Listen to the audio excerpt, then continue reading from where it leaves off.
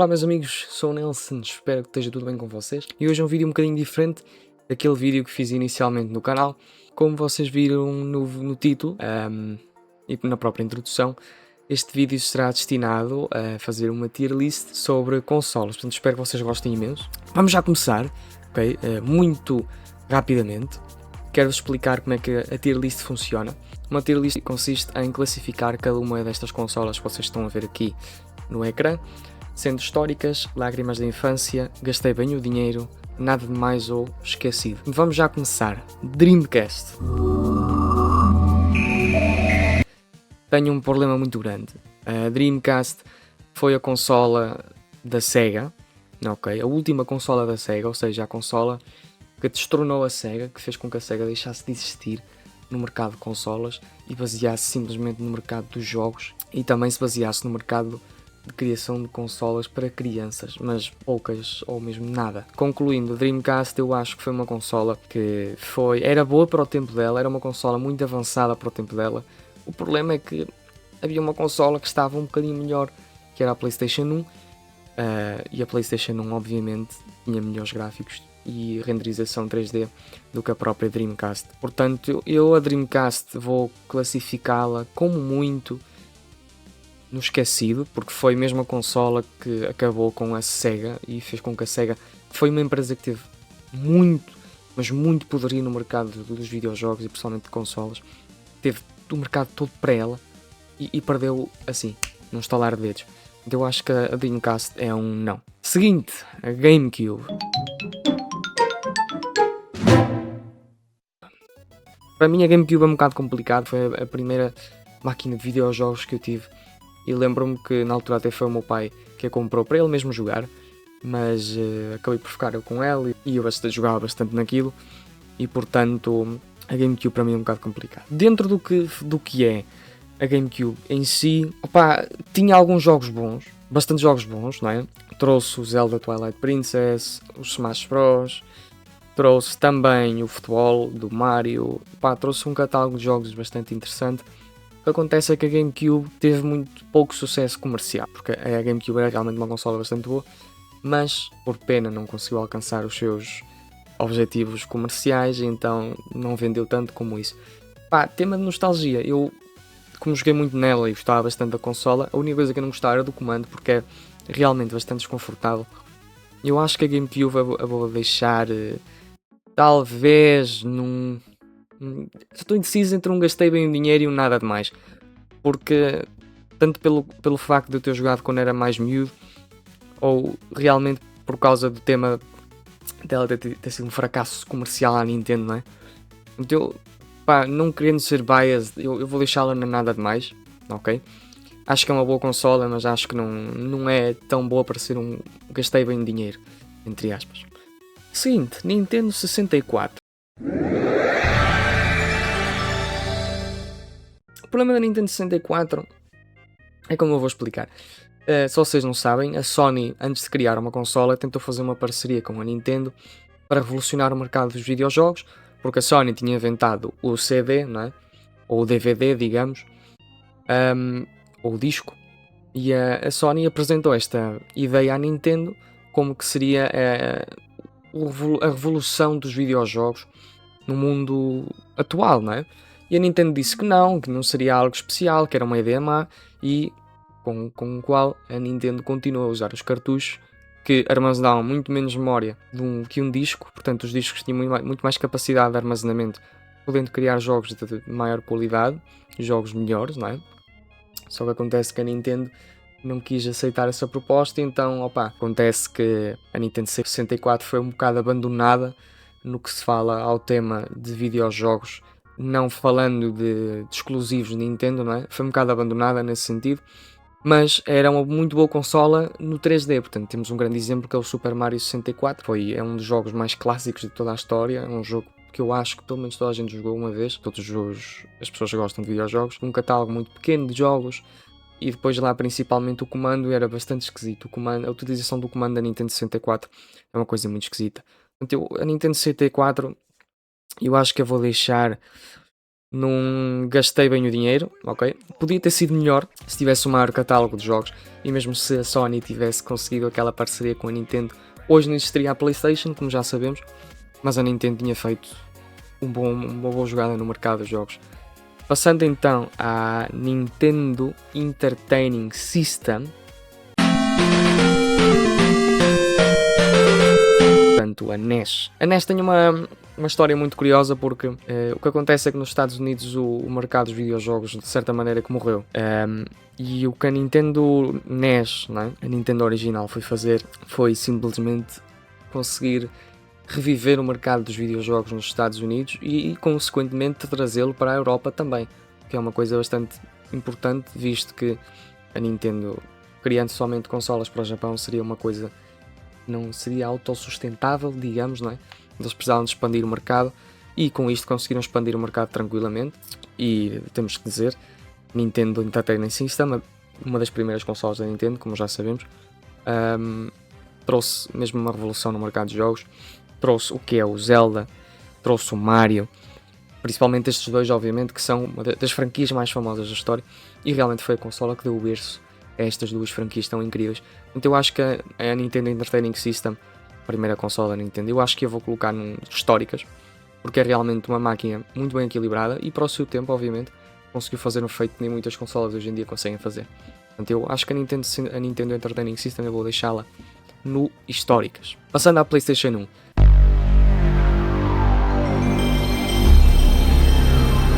Eu acho que aqui não há muitas dúvidas, não é? A PlayStation 1 foi uma obra muito sólida, foi uma construção de máquina muito sólida. O que sim que há que dizer é que ela tinha a tecnologia mais potente no que tocamos ao 3D, não é? Principalmente pelo que eu falei antes, por causa da tecnologia que a Sony teve na criação dos discos, do DVD e do CD, não é? Portanto, os desenvolvedores conseguiam fazer jogos muito mais potentes graficamente, só que o problema é que os desenvolvedores também tinham uma certa dificuldade em criar jogos 3D, já que era uma coisa nova, né? Tantos anos o pessoal estava habituado a fazer jogos em 2D e assim do nada chega uma empresa chamada Sony, né? Com o nome de PlayStation Enabled para consolas e apresentam-nos esta ideia: vamos fazer jogos em 3D e com alta potência gráfica, com alta qualidade gráfica e toca-te a andar. E então o que é que isso aconteceu? Fez com que a PlayStation 1 não tivesse um catálogo tão grande de jogos, mas ainda assim bastante bom, mas fez com que a consola não envelhecesse tão bem como devia ter envelhecido. Por exemplo, é como é o tema da PlayStation 2, já vamos falar adiante. Portanto, eu acho que a PlayStation 1 revolucionou o mercado 3D de jogos. Sem a PlayStation 1, hoje em dia eu acho que não teríamos estes jogos. Provavelmente teríamos, mas teria sido de outra maneira, não diretamente pela PlayStation 1. Mas a PlayStation 1 foi uma consola que revolucionou o mercado dos videojogos, principalmente por causa dos gráficos 3D mesmo. E principalmente o grande exemplo que me surge aqui na cabeça é Tomb Raider, não é? Da Lara Croft, dos primeiros, Lara Croft de polígonos, digamos, não é? Aquilo eram 20 polígonos para fazer uma pessoa, portanto, imaginemos isso há muitos anos atrás. Hoje em dia, para fazer um personagem num jogo, igual é preciso trilhões de polígonos. Portanto, a diferença da tecnologia. Mas resumindo e concluindo, eu acho que a PlayStation 1 merece o lugar lágrimas de infância. Sinceramente, é uma consola muito boa. Podia estar em históricas, sim. Mas como não foi uma consola que envelheceu tão bem como a que vem agora, a PlayStation 2, eu deixo-a nas lágrimas de infância. E então agora passando à famosa e mais vendida de todos os tempos PlayStation 2.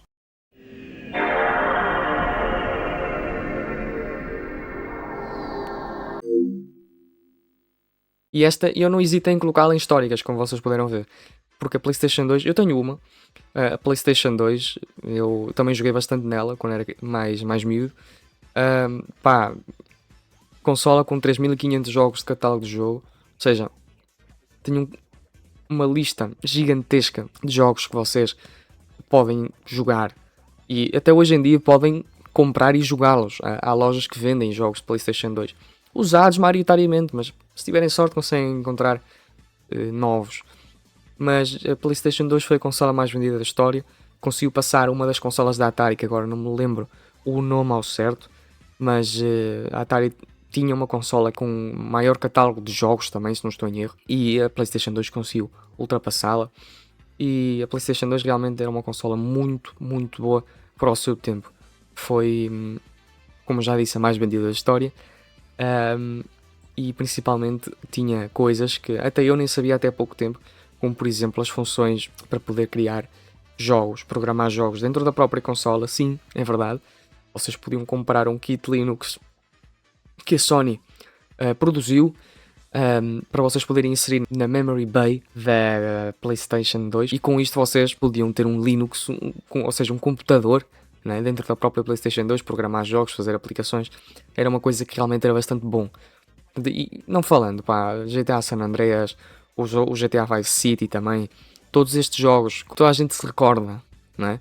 Depois também tens God of War, os primeiros, tens os Gran Turismos, sabes, ao final a PlayStation 2 foi uma consola que elevou o nível do mercado e foi uma consola que realmente merece, do meu ponto de vista, estar nos históricas. Foi das melhores. E para que tu vejas até 2013 a consola foi produzida. Tendo em conta que a PlayStation 3 foi feita, se não estou em erro, em 2006, a PlayStation 2 foi produzida até 2013. Após isso, a Sony deixou de fazer essas consolas. 2013. Ou seja, quando a Sony estava prestes a lançar a PlayStation 4, a mesma a Sony ainda produzia a 2. E a 3, obviamente. Então imagina o quão popular foi esta consola até os dias mais recentes, não é? E há muita gente hoje em dia que tem uma PlayStation 2 como eu tenho, e eu vou-te ser sincero, eu consigo ligar a uma PlayStation 2 e divertir-me a jogar os jogos. Porque é bom, tem jogos bons, jogos bem feitos, e não querendo criticar, mas há jogos hoje em dia que tu estás ali 20 minutos e sais do jogo porque ficas aborrecido. Ou seja, os jogos não têm aquela emoção que te dava de jogar as consolas antigas. Isto porque se calhar eu também vivi um bocado o que é aquele tempo da evolução dos jogos, não é? E não como os miúdos hoje em dia, pessoal mais pequeno hoje em dia, que tem uma Nintendo Switch 2, uma Nintendo Switch 1, jogam ali ao Fortnite, e que jogos incríveis. Que eu também apanhei essa fase do Fortnite, como é óbvio, já se sabe, mas contentam-se com o que é normal e básico, porque quando eles nasceram era o que havia.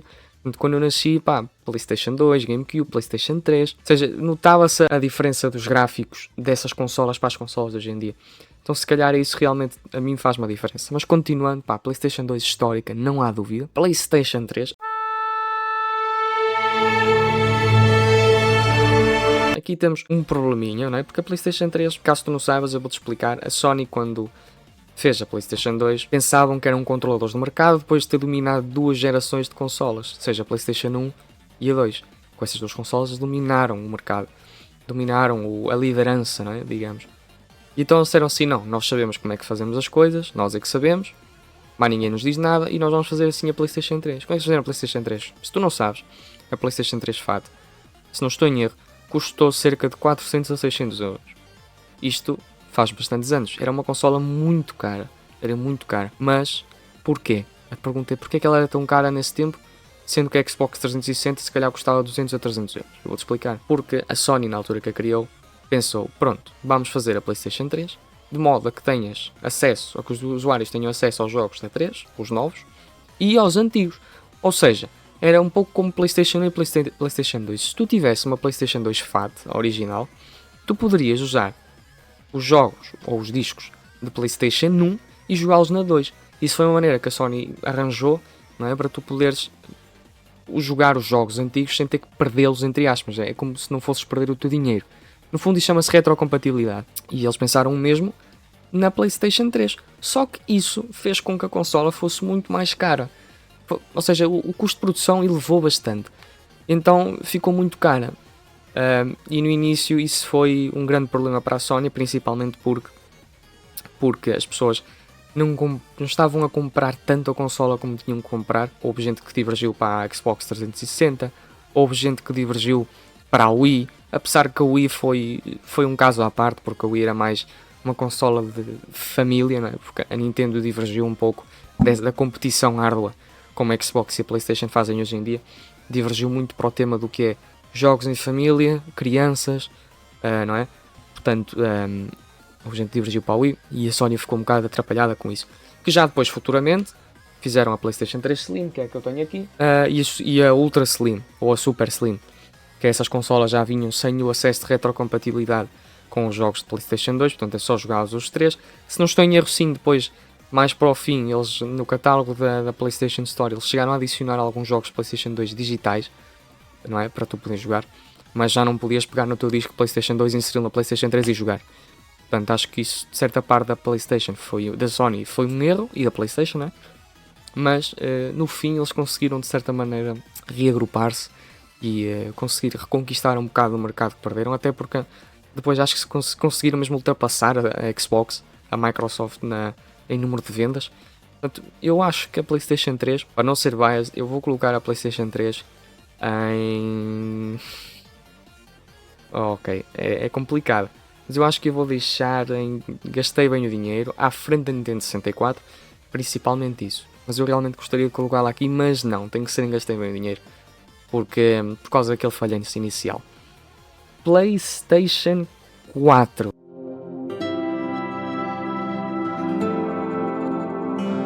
Ok, agora estamos a entrar aqui no campo das consolas da Sony, não é? Das consolas da Sony mais recentes. Portanto, eu acho que a PlayStation 4 foi depois da PlayStation 2, obviamente. Acho que foi a consola destruidora. Foi a consola que a Sony disse assim: não, nós agora controlamos o mercado e nós é que sabemos realmente o que queremos e nós sabemos o que temos que dar aos utilizadores e às pessoas que compram as nossas consolas para terem uma experiência divertida, emocionante, quando têm aquele comando na mão e estão a jogar à frente da televisão. Portanto, eu acho que a Sony aqui acertou em cheio a consola potente, principalmente. Houve uma grande diferença de gráficos de PlayStation 3 a 4. E pá, se tu usaste uma PlayStation 4 ou tens uma, tu sabes muito bem disso. Uncharted, os jogos, né? Uncharted, The Last of Us, principalmente os remaster brutais, God of War, o novo, portanto, os Gran Turismos também. Eu acho que sinceramente a PlayStation 4 foi uma consola brutalíssima. Foi a consola que eu mais usei na minha vida, sim, é verdade. É uma consola muito, muito, muito boa. E para não dizer, tem um catálogo gigantesco de jogos. Não é maior do que o da PlayStation 2, se não estou em erro, mas tem um catálogo gigantesco de jogos e pá, e tu entras e estás ali a jogar e depois, pá, tema de memória, na altura 400 e alguma coisa de gigas, era bastante bom para tu poderes armazenar jogos, tendo em conta que os jogos não tinham assim tantas gigas de ocupação à memória. Portanto, acho que está muito bem e foi sem dúvida uma consola devastadora, até aos dias de hoje é uma consola devastadora e é muito sólida. Eu a PlayStation 4 não tenho dúvidas algumas, eu vou colocá-la nas históricas e aqui deixa-me ajustar, vou colocar a PlayStation 2 à frente da Nintendo original e a PlayStation 4 à frente da Nintendo original, porque sinceramente vai ser histórica, vai ser relembrada durante muitos anos. É uma consola muito boa. PS5.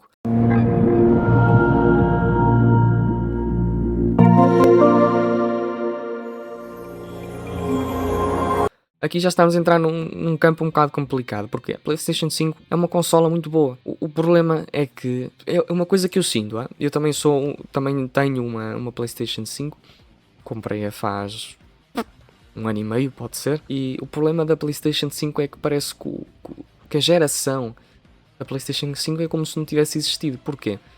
Que jogos, assim, só de eu pensar, algum jogo tenha vindo exclusivo da PlayStation 5 que eu me lembre, não me lembro de nenhum. Desta geração, claro. Que seja bom. Eu não me lembro. E isso é mau. Porque, opa, eu se pensar bastante, se calhar vou buscar o Astrobot. Mas o Astrobot é um jogo mais destinado aos miúdos. Não é? Por acaso foi ganhou um jogo do ano. Mas é um jogo que está mais destinado aos miúdos. Não é uma coisa que eu vou jogar. Pá, The Last of Us Remaster. É bom. Eu sou fã da Last of Us. Podes ver, tem aqui edição especial, edição colecionista. São os jogos que eu mais gosto. Minha franquia de jogos favorita, não querendo ser biased, obviamente, há muitos jogos que eu gosto, mas pá, eu acho que a geração da PlayStation 5 de certa maneira para mim não existiu, e como a da PlayStation 5, da Xbox Series X, é igual, eu também tenho a Xbox Series X, acho que não tiveram um grande salto do que é a PlayStation 4 e a Xbox One para a Xbox Series X ou para a PlayStation 5. Mas a experiência em overall, adoro. PlayStation 5 é muito bom. Principalmente o comando da PlayStation 5 é brutal, é lindíssimo. Não é? E depois, os haptic feedbacks, não é? Que se chamam os gatilhos da parte de trás, os botões da parte de trás, por exemplo, o que tu miras e disparas se jogares algum Call of Duty. O facto da Sony ter implementado uma tecnologia assim num comando faz com que a própria consola tenha um ar mais avançado, mais tecnológico, digamos, não é? e isto realmente é uma coisa que tem muito potencial. O que eu entendo agora é que a geração das novas consolas já está a acabar. Portanto, eu imagino, pelo menos até ao próximo ano, ou daqui a 2 anos, já saia a PlayStation 6 e a nova Xbox, não é? Portanto, eu acho que esta geração já está um bocado a acabar, excluindo a Nintendo Switch 2. Porque a Nintendo Switch 2 já sabemos que já faz parte da próxima geração de consolas, não é? Portanto, eu acho que a PlayStation 5 é uma consola sólida, mas como lhe faltam jogos que ainda podem sair, estou muito à espera do GTA 6, do novo jogo da Naughty Dog também, que agora assim de cabeça não me lembro, mas tem muito boa pinta. Eu acredito que a PlayStation 5 ainda consiga de certa maneira revitalizar o poder que ela tem, o poder tecnológico que ela tem, porque realmente é uma consola com muitíssimo potencial e é uma consola que tem tudo capaz para ser uma consola histórica, como as que estão em cima da tabela. Portanto, a PlayStation 5 agora mesmo, eu vou colocá-la em... Gastei bem dinheiro, à frente da PlayStation 5, da PlayStation 3 e da Nintendo 64, não há dúvida. Esta classificação pode mudar tranquilamente, se eles assim ao fim da geração da PlayStation 5 colocam assim uns jogaços brutais, eu muito facilmente posso colocá-la aqui. Mas agora mesmo eu coloco-a em gastei bem dinheiro porque é uma boa consola, e principalmente também, por exemplo, os VR2 da PlayStation também são muito bons. Pena que tenho um catálogo muito infínimo de jogos, mas é bom. Portanto, a PlayStation 5 eu deixo aqui. Sega Genesis.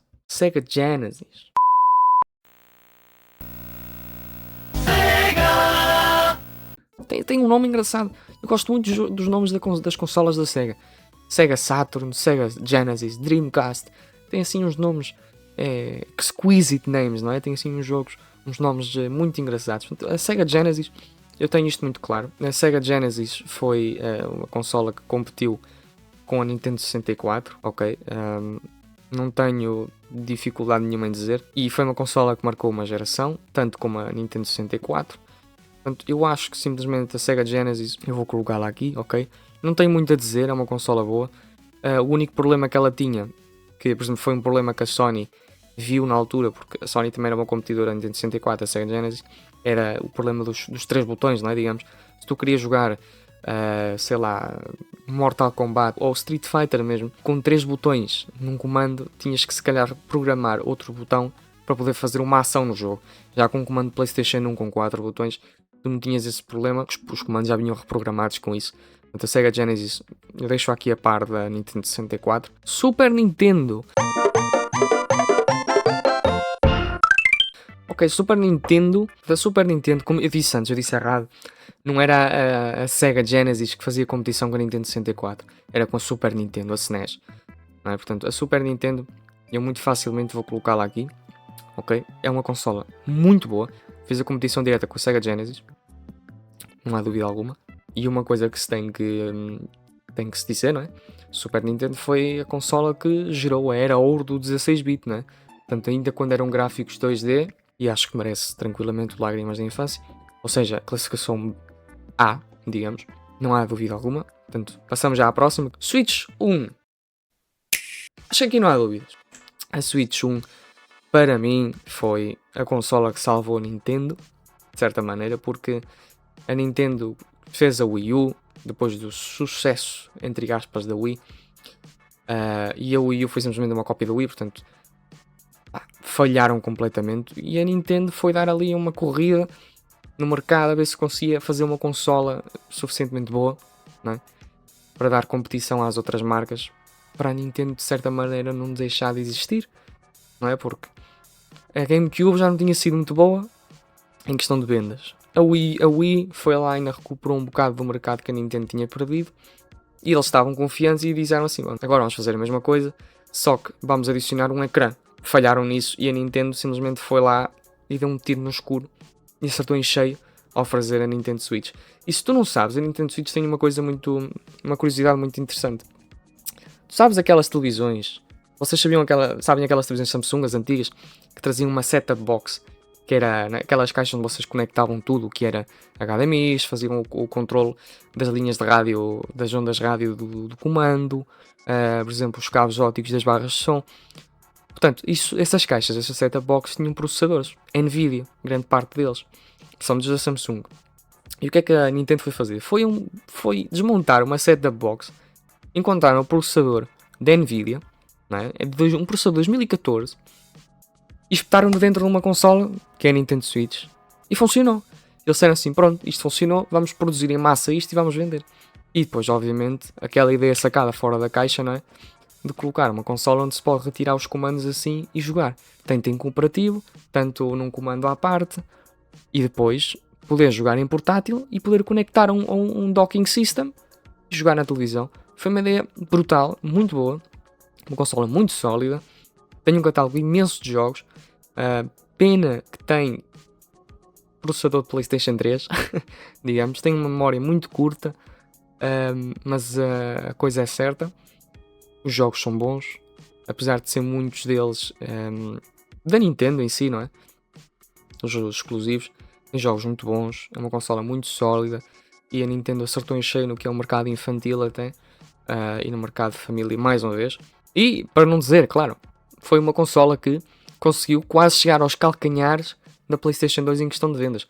Eu lembro-me de ouvir que a Nintendo Switch tinha mesmo ultrapassado a PlayStation 2, mas se eu não estou em erro, não chegou a ultrapassar. Passando à seguinte, Wii U.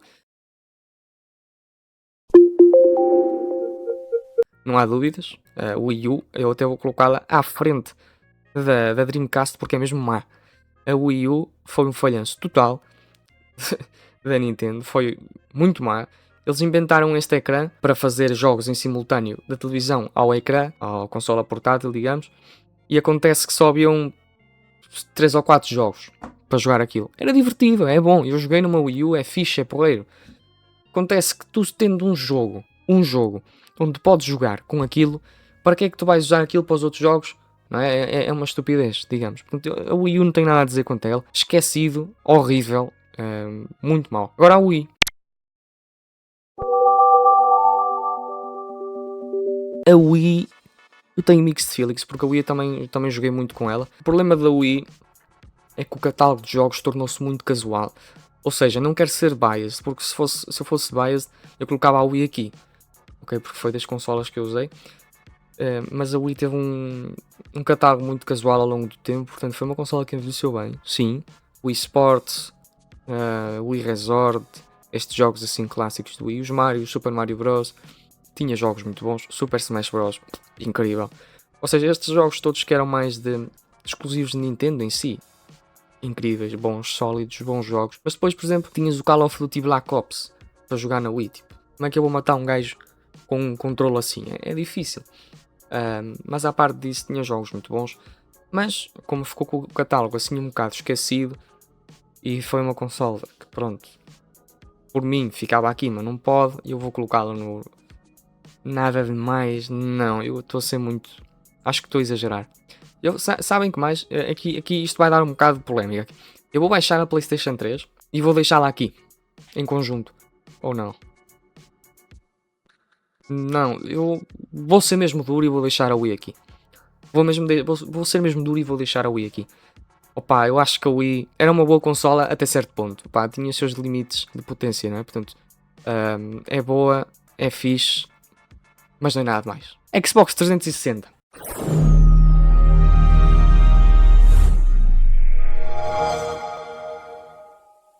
Não há dúvida, históricas. Porquê? Como eu mencionei antes, a PlayStation 3 teve os seus problemas nas vendas inicialmente. Então a Xbox 360 foi uma consola boa, um bocadinho menos potente que a PlayStation 3 graficamente e visualmente, mas tinha um catálogo muito bom de jogos. O único que se perdia eram os exclusivos PlayStation, os God of War, os Uncharted, The Last of Us em si. Portanto, eram jogos que se foi perdendo. Mas, para quem gostava de jogar jogos multijogador, por exemplo, GTA, Halo, multiplayer, que era bastante bom, Call of Duty, tudo que fosse multiplayer, eram jogos bons. Os Forza também começaram a aparecer já com o Forza Horizon, principalmente. O Forza, o original, já apareceu na Xbox 1 ou no Xbox original. Eu acho que a Xbox 360 tem um lugar marcado nos históricos e ninguém pode tirar. Foi uma consola que conseguiu durante muito tempo ganhar mercado à Microsoft, principalmente ganhar mercado à Sony. A Sony viu-se tramada para recuperar este mercado, mas conseguiu. Xbox One. esquecida, tranquilamente. Se estivermos a falar, obviamente, do primeiro modelo. Se estivermos a falar do segundo modelo, eu se calhar dou-lhe gastei bem o dinheiro, obviamente. Se estamos a falar do Xbox One X e DS, dou-lhe gastei bem o dinheiro. Mas neste caso estamos a falar do primeiro modelo. Como vocês sabem, a Xbox, ou Microsoft, quando apresentou a Xbox One, em vez de apresentar a máquina de jogos, apresentou como se fosse uma box da Mel, uma box da nós, não é? Onde vocês podiam mudar de canais e ver a NFL, ver futebol, ver a Fox, ver o ABC, não é? Ver estes canais assim de televisão. Portanto, eles não apresentaram a consola como um sistema de entretenimento de videojogos, mas sim como um sistema de entretenimento visual. Ou seja, vocês vão ver televisão. É estúpido. E depois a grande história do Kinect, ainda por cima. Trouxeram uma câmara com uma inteligência artificial automatizada, que naquilo não era bem uma inteligência artificial, mas vocês iam, Xbox, muda-me o canal para o NFL. E ela, está bem, mudando o canal para pesca. Que em vez de ver o NFL, ias ver pesca. Não é? Ou seja, era uma coisa muito mal feita. Os jogos do Kinect eram maus, não estavam bem feitos. E tu a certo ponto eu digo-te, porque a mim aconteceu-me, tu estás sentado no sofá e digo, vou experimentar isto. Xbox, muda-me, como eu disse, para o NFL, quero ver o canal oficial da NFL, e ela muda-te para a pesca. E tu irritas-te, pegas no comando e mudas para a NFL. Então para que é que serve o Kinect? Para nada. Portanto, a Xbox One foi um falhanço total. O início. Depois no fim, eles reinventaram a consola, fizeram a Xbox One S e X, que eram consolas muito mais parecidas ao que é hoje em dia a Xbox Series X e a Series S, não é? Mas nunca conseguiram reestruturar o mercado que a Microsoft tinha. Nunca mais conseguiram reestruturar isso. Foi impossível, e até hoje em dia é impossível. Viu-se tremendamente na discrepância, no número gigantesco que tem de um lado ao outro de vendas da Sony e da Microsoft em questão de consolas. Portanto, a Xbox One foi aquela consola, foi um bocadinho como a Dreamcast. Foi uma consola que queimou a empresa, mas como a Dreamcast queimou a empresa e nunca mais apareceu, a Xbox One queimou a empresa, mas continua. A Microsoft ainda hoje continua, a Xbox existe, portanto, para mim é um esquecido, um falhanço total, horrível. Xbox Series X.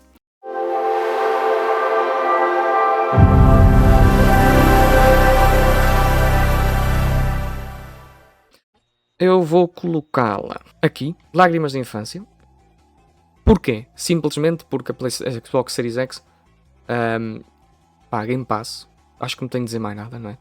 Game Pass, pagas não pagavas, agora está mais caro, agora está a 30€, não estou em erro o Game Pass Ultimate do mês, pagavas 7€ ou 8, se não estou em erro, por um mês e tinhas mais de 500 jogos para jogar na consola, tinhas o Xbox Live, Ubisoft Connect, tinhas EA Sports Games, todos os jogos da EA Sports, exclusivos dia 1, que ainda os tens, e depois podias jogar estes jogos em consolas portáteis com Windows, por exemplo, se tens uma, eu tenho uma Legion Go, e no PC, né? Podiam jogar os jogos no PC, e isso torna o serviço da Xbox muito boa. Mas isto é um serviço Xbox, não é um serviço Xbox Series X, ok? A Xbox Series X é uma máquina muito boa em questão de potência gráfica, não estou em erro, tem mais teraflops até que a PlayStation 5, exato. Portanto é uma consola muito boa, muito sólida, eu gosto bastante.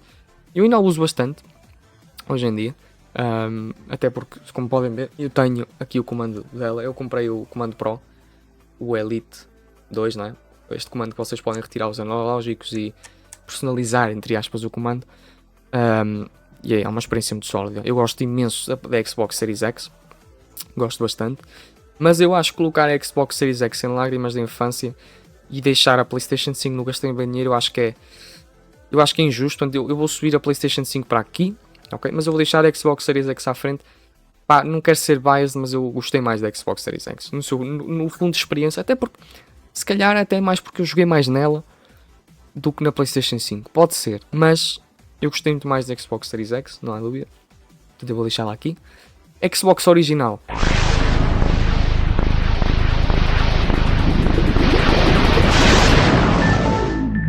Vou deixá-la aqui também, porque era uma consola, se não estou em erro, muito mais potente que a PlayStation 2, só que o mercado não foi bom, porque já foi lançada um bocadinho antes do que a PlayStation 2, e portanto a PlayStation 2 já tinha o mercado bem definido, já tinha os seus compradores bem definidos, e a Microsoft não conseguiu entranhar tão bem como queriam. Portanto era uma máquina boa, tinha jogos bons, foi uma consola que já vinha com a conexão à internet, não é? Uma coisa que só veio depois na PlayStation 2. E é uma consola muito, muito boa. Sem dúvida. Sega Saturn.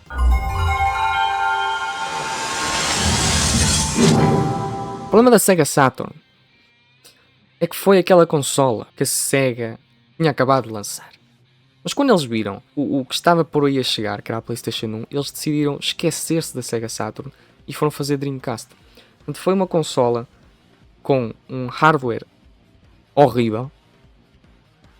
Os desenvolvedores não conseguiam fazer nada com a consola na criação de jogos. Era mau. O marketing era confuso. O marketing que a Sega fazia desta consola era mau. E depois, muito principalmente, era o catálogo, que era quase inexistente. O catálogo de jogos era inexistente. Isto deve-se também, ou deveu-se, ao facto de que a Sega desistiu da consola muito cedo, não é? Portanto, foi uma coisa horrível. Acho que nem há nada a dizer. É horrível mesmo. Agora a Nintendo Switch 2.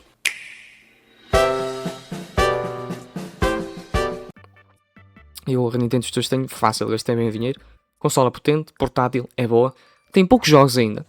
É bom que posso jogar com ela, posso usá-la com todos os jogos da antiga Nintendo, mas isso de certa maneira não é bom, porque para isso eu usava a primeira Nintendo Switch. Mas é uma consola boa porque tem imenso potencial, ok? É ligeiramente mais potente que a Steam Deck. O que falta é os jogos. Falta chegar os jogos, que eu estou à espera disso. Falta chegar os jogos da Nintendo Switch, que é uma coisa muito importante para esta consola ter sucesso. E quiçá daqui a uns anos, quando saia a Nintendo Switch ou talvez outra consola da Nintendo, eu coloco aqui em históricas, porque é uma consola boa, eu gosto dela, eu tenho aqui também, e é uma experiência muito sólida. É basicamente a Nintendo Switch 1 só com músculos, não é? É uma boa consola, mas eu de momento só a deixo em gastar bem dinheiro. Portanto, este foi o tier list, espero que tenhas gostado. Deixa nos comentários como é que tu deixarias este tier list, se mudavas alguma coisa, se achas que eu coloquei alguma coisa mal. Pronto, e por mim é tudo. Eu sou o Nelson, espero ver-vos na próxima e fui. Sega Genesis.